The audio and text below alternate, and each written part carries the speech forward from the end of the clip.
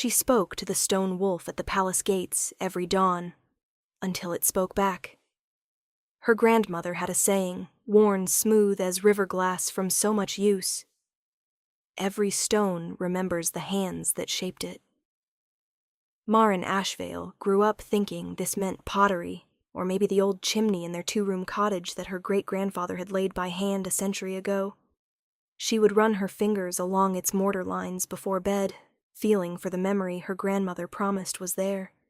It was only later, after the palace, after the wolf, after everything, that she understood her grandmother had been speaking about people all along. Chapter 1. The Morning Ritual. The capital city of Veldrath woke in stages. First the bakers, then the draymen, then the market sellers with their precarious towers of crates. Last of all, just before the palace gates opened for the day's petitioners, came Maren. She was 23, lean in the way that came from missing meals rather than discipline, and her hair was the color of old honey, the kind left in the jar until it crystallized, amber shot through with threads of dark gold. She worked as a laundress for the palace auxiliary staff, which meant she never entered the palace proper. She handed clean linens through a low iron door in the eastern wall and received dirty ones in return, like some transaction between two worlds that could not bear to look at each other directly. But before the linen door opened each morning, she walked to the front gates. The gates themselves were iron and enormous, adorned with the crossed spear sigil of the Veldrath crown. Flanking them on stone pedestals stood 2 wolves, each carved from a single block of gray-white granite, each about the height of a large man at the shoulder. The sculptor, dead 200 years and largely forgotten, had worked them into a posture that was neither attacking nor at rest, but that peculiar alert stillness of a wolf that has heard something interesting in the dark. The one on the left had a small chip in its right ear. That one was Maren's. She couldn't have told you when the habit began. Somewhere in the first weeks after she'd come to Veldrath, alone and recently orphaned, taking the laundry position because it was the only work she could find. She'd started stopping at the gates on her way to the eastern wall because the wolf looked the way she felt. Present at the threshold of something, unacknowledged, watching. She talked to it the way some people talk to graves. "Cold this morning," she told the wolf, pausing with her empty canvas sack over one shoulder. Frost still silvered the cobblestones. "They'll want extra blankets sent up, and I'll be told about it as if I'd chosen the weather." The wolf stared over her head, with its chipped ear and its millennium of patience. "Also," she added quieter, "I had that dream again. The one with the river. I woke up, and for a moment I thought I was home." Then she squared her shoulders and walked to the linen door. She had no wolf form, no pack, no standing in any shifter hierarchy. She was wolfless, that particular Veldrath epithet that carried the weight of a whole social architecture in its 2 syllables. Her father had been wolfless too. It passed, people said, through certain bloodlines, the way poverty passed, not as punishment exactly, but with the same reliability. The palace was home to the Alpha King Karen Voss, who was said to be the most powerful shifter in 4 generations, whose wolf was reportedly the size of a young draft horse, and whose dominance aura could allegedly level lesser wolves to their knees at 50 paces. Maren had never seen him. She dealt in linens. He dealt in nations. These 2 facts were not in conflict. That was simply the shape of the world. Chapter 2. What the head laundress said.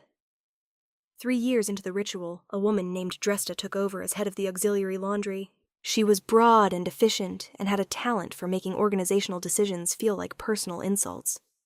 "The wolfless one," she announced one morning to the assembled staff of 8, not using Maren's name though she knew it, "will no longer be counted toward the staff allotment for palace feast days. You'll work them anyway, same as any other day, but you won't receive the feast bonus. The allotment is for recognized pack members." Maren kept her eyes on the pressing iron she was preparing. The metal ticked as it heated. Recognized by whom? The woman beside her, Betta, asked it quietly. "Just to Maren. not as a challenge to Dresta. "By anyone with a wolf," Marin murmured back. She did not argue. She had learned that arguing in rooms where you were already invisible tended to make you more invisible, not less. People heard you but chose not to register it, and you were left having spent yourself on empty air. That evening she stayed 2 hours late to finish a set of ceremonial tablecloths, for which there was no bonus, and then she walked home through the city's quieter streets, past the closed market stalls and the fountains that ran green with copper age. The next morning, at the gates, she told the wolf about it. "The thing is," she said, watching the sky go from charcoal to pewter to the pale silver pink that preceded actual dawn, "I don't even want the feast. I just want someone to say the word Marin in a room and have it mean something." She reached out. This was new. She'd never touched the wolf before, and pressed her palm flat against its stone flank. The granite was shockingly cold. She held it there anyway. The way you hold your hand against something that hurts, because the hurt, at least, is real. "You remember the hands that shaped you?" she said softly. "Somebody spent a long time on you. Somebody thought you were worth the effort." She walked away before the gates opened and didn't look back. But had she looked back, she would have seen the stone where her palm had rested. It was fractionally, impossibly warmer than the granite surrounding it. Chapter 3. The morning. It changed. Late autumn turned the city amber and rust, and Marin had been in Veldrath for almost 4 years. On a morning cold enough that her breath made small, brief ghosts in front of her, she arrived at the gates to find a man standing in front of her wolf. He was tall, very tall, with the broad-shouldered, dense physicality of a dominant shifter. He wore dark traveling clothes, plain enough that she took him for a courier or perhaps an off-duty guard. His back was to her. He had both hands pressed flat against the wolf's stone flank, in the exact posture she'd used weeks ago, and never repeated, and he was very still. She slowed, uncertain. This was her routine, her small private ceremony, and his presence in it felt like discovering someone in a room you'd thought was always empty. She almost turned away. Instead, she walked up beside him and stood looking at the wolf the way she always did. "He's the good one," she said by way of explaining her position. "The other one's technically more perfect. No damage, but this one has the better expression." The man turned his head. His face was angular and severe, the bones of it placed with the deliberate economy of a sculptor working in expensive material. His eyes were a gray so pale they looked like the sky 30 seconds before snow. The dominance aura hit her like stepping into a headwind. Not unpleasant exactly, but pressuring. The way deep water pressures the ears. She'd lived near dominant shifters all her life. She neither flinched nor submitted. Being wolfless meant the aura's command frequency had nowhere to land. He looked startled by that. "You come here often," he said. It wasn't a question. He'd been watching her, she realized. Not this morning, but before. The guards would have reported her. She was the laundress who talked to the stone, every morning for 4 years.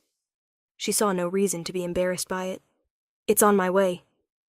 "What do you say to it?" "Today's news. Whatever's troubling me."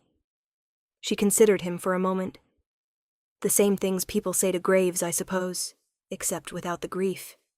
It's more like talking to something that will still be here regardless." Something moved in those pale eyes. Not the expression she expected, which was the tolerant bemusement of the powerful encountering an eccentric. What she saw looked more like recognition. "Does it answer?" He'd asked it carefully, in a tone that suggested the question was not entirely metaphorical. "Not until today," she said, looking back at the wolf. She meant that it had answered by sending her a stranger who listened. She walked away before she could see how he received that. Chapter 4. The name that landed like a stone. She found out who he was by mid-morning. Betta appeared at the pressing tables with the electric walk of a person carrying news they had to put down before they burst. The king came back. "From where?" Marin set down a folded sheet. "The border survey, 3 weeks away. They say he came back early." Betta lowered her voice. "He came in through the front gates on foot. No escort. Nobody even recognized him until he was inside. The cold granite, the two pale eyes, the aura like deep water. Maren heard the description from Betta as if from a great distance, although Betta was 2 feet away, although the pressing room was warm and full of the smell of hot linen, and she was standing in it perfectly, solidly. Alpha King Karen Voss. She'd spoken to the Alpha King the way she spoke to the stone wolf, plainly, without ceremony, about whatever was in her head. She turned back to the pressing iron. Maren? Betta had noticed something. The tablecloths, Maren said, won't press themselves. She wasn't afraid, exactly. She was something more complicated than afraid. She was waiting for the consequence she'd learned to expect whenever she stopped being invisible. The consequence being, inevitably, that someone would remind her that she'd been wrong to take up space in the first place. The consequence came sooner than she expected. Dresta arrived at the linen door that afternoon with a face like locked gates. You spoke to the king this morning. I didn't know who he was. That's not a defense. Dresta looked at her with the particular discomfort of someone confronting a situation that didn't fit their categories. You're to go to the East receiving room. Now. I need to finish the... Now, Maren. It was the first time in 3 years that Dresta had used her name. Chapter 5. The East Receiving Room. The palace interior was more overwhelming than she'd imagined in 4 years of circling its exterior. Everything was enormous without being crude about it, the proportions done in that aristocratic way that made you feel the grandeur was simply natural rather than performed. A steward led her in silence to a room that was smaller than she expected. The walls were paneled in dark wood.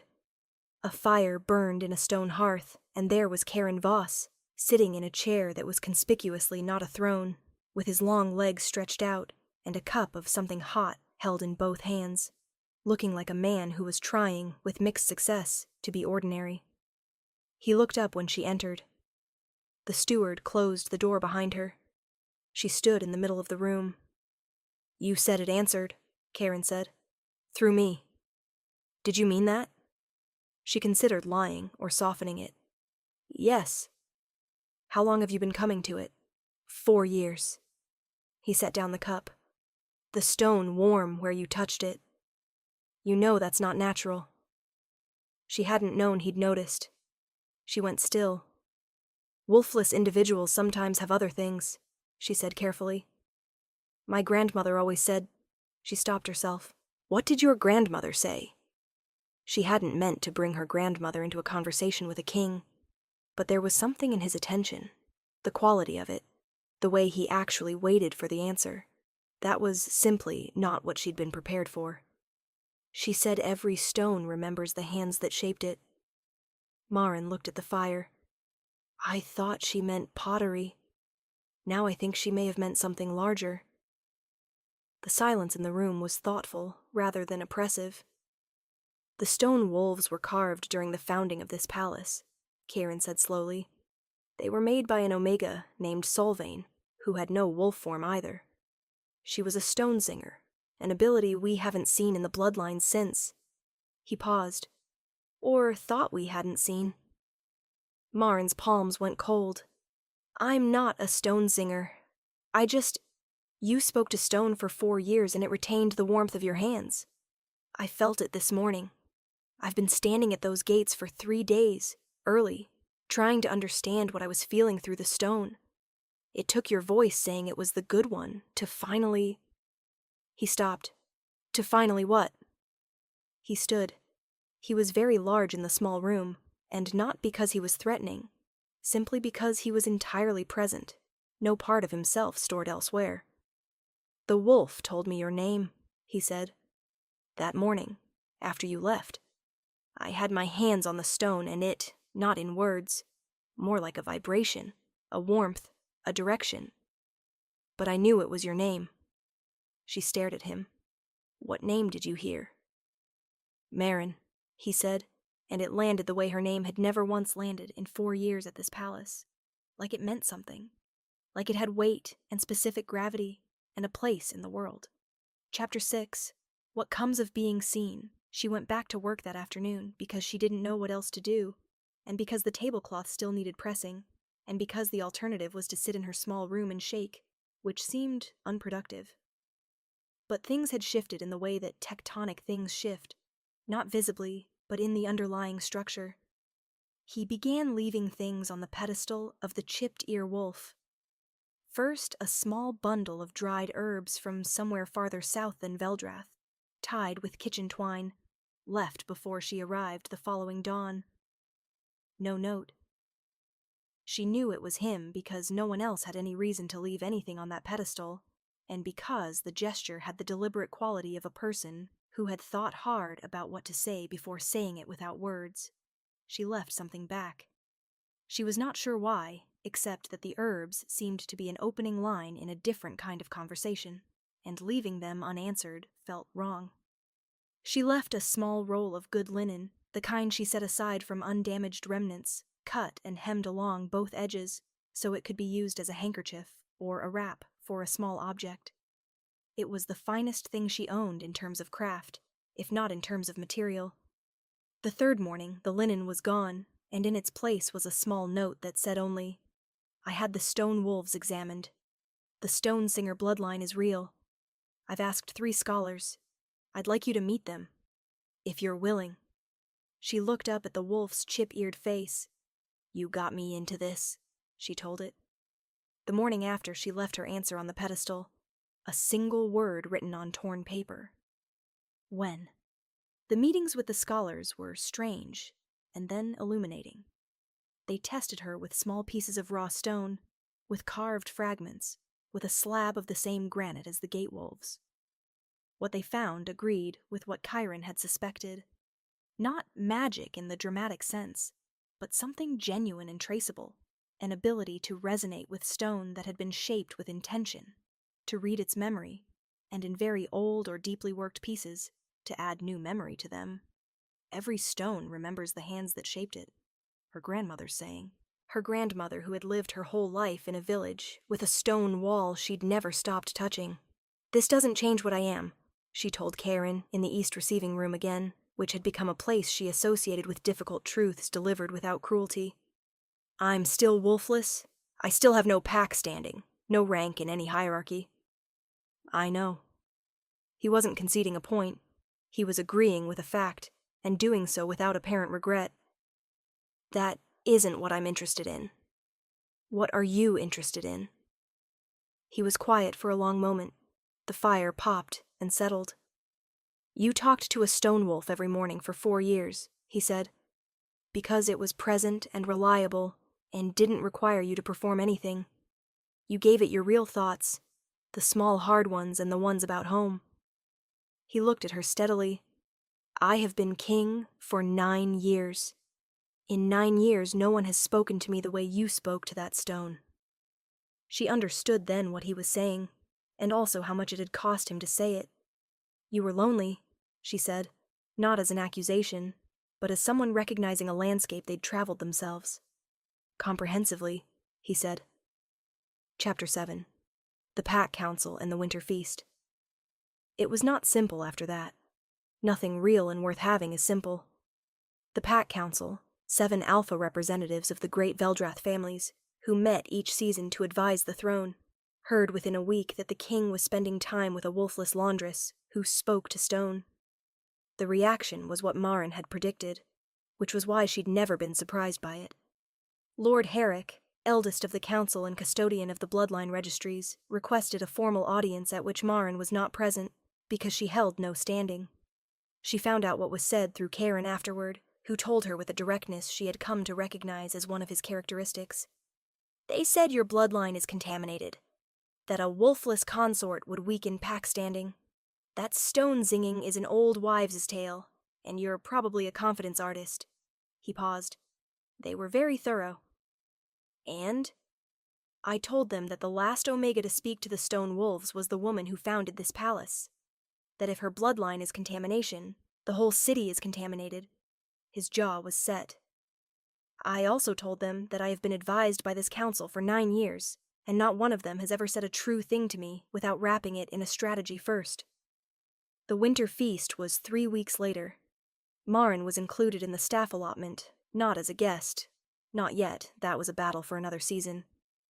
But by Karen's direct order, her name was included in the register as a recognized member of the Palace Auxiliary. She received the feast bonus. She received the proper designation. Dresta announced this to the staff with the expression of someone eating something complicated. Maren finished pressing the ceremonial tablecloths, the same ones from months ago, now needed again, and said nothing.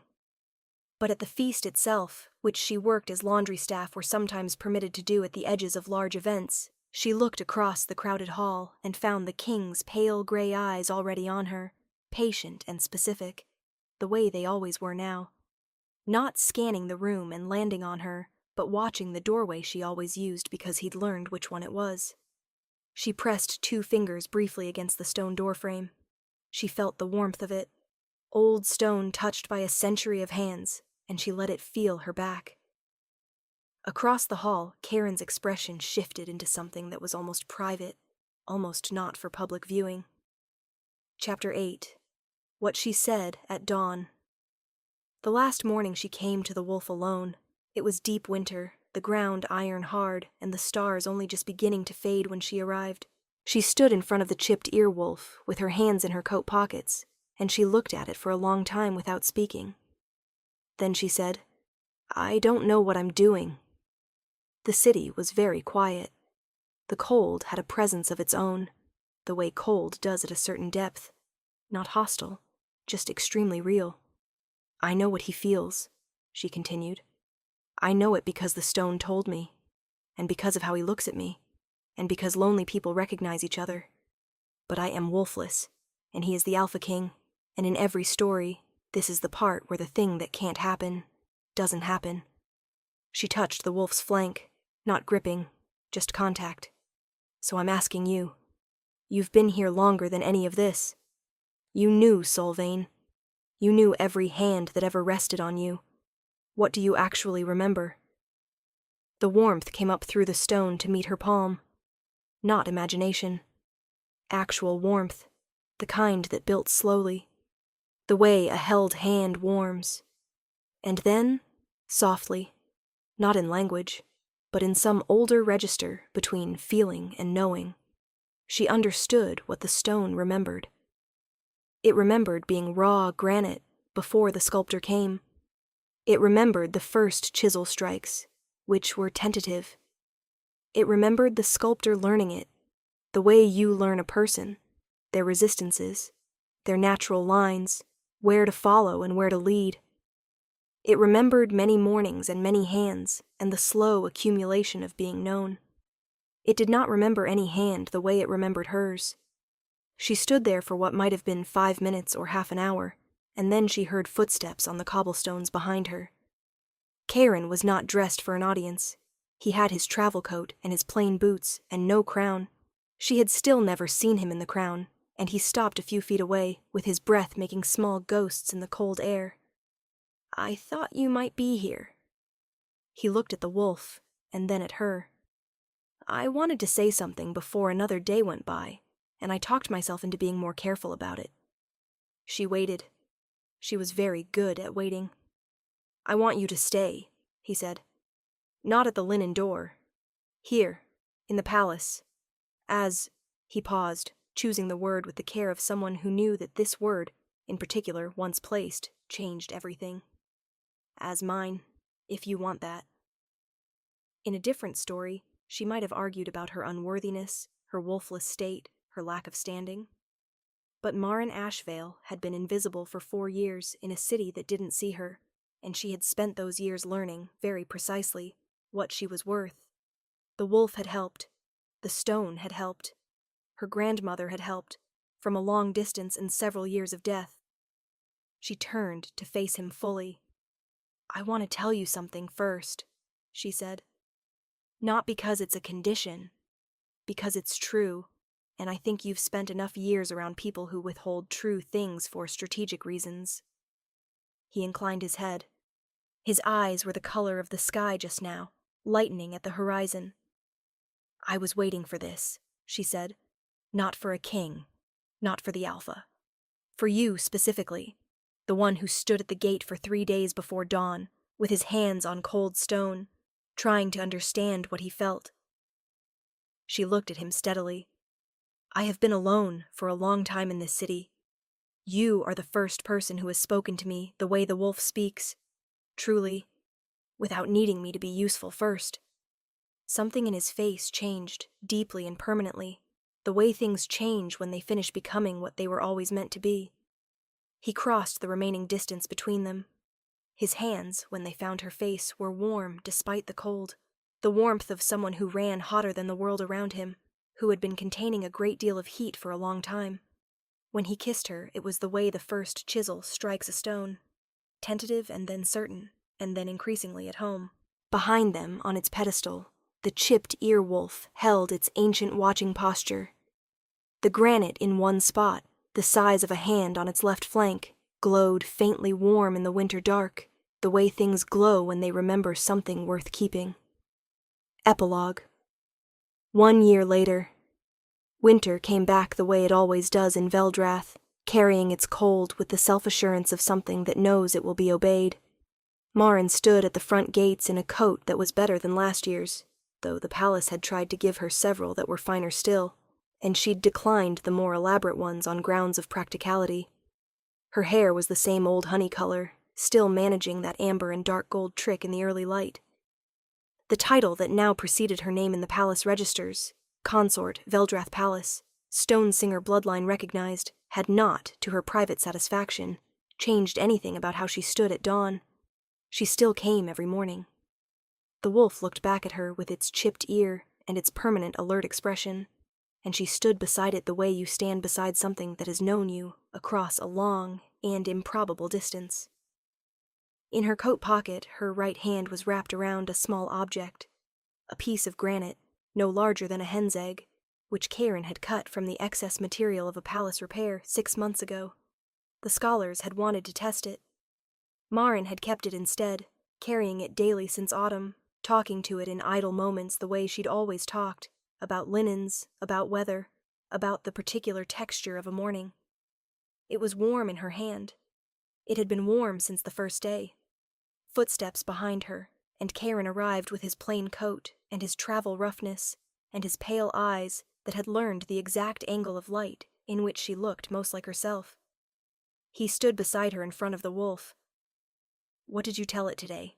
he asked. "That you snore." She considered. "And that I'm happy. I wanted it to know both things." His hand found hers in her pocket, closing around both her fingers and the small piece of granite between them. "Your grandmother's saying?" he said. "I've been thinking about it." "What about it?" "You said you thought she meant pottery. Then you thought she meant something larger." He looked at the wolf's stone face, at the chisel marks 200 years old that made up its expression. "I think she meant people. That every person remembers the hands that shaped them, the ones that came early and rough, and the ones that came later and patient, and the ones that finally found the natural lines." Marin looked at the wolf. She looked at the warm stone in her hand. She thought about her grandmother's cottage, the chimney she'd run her fingers along before bed, searching for a memory she hadn't had the words for yet. "Yes," she said. The city woke around them in its stages, bakers, draymen, market sellers. The sky moved from charcoal to pewter, to the pale silver pink that preceded actual dawn. The stone under Marin's palm remembered the sculptor who had been uncertain at first, and then at home. It remembered every hand that had rested there across 2 centuries of Veldrathi winters. It remembered Marin, 4 years of her small true words, her grief and her news, and the morning she'd said you were worth the effort to a piece of rock because it needed to be said. Every stone remembered. And the ones that were very lucky remembered being loved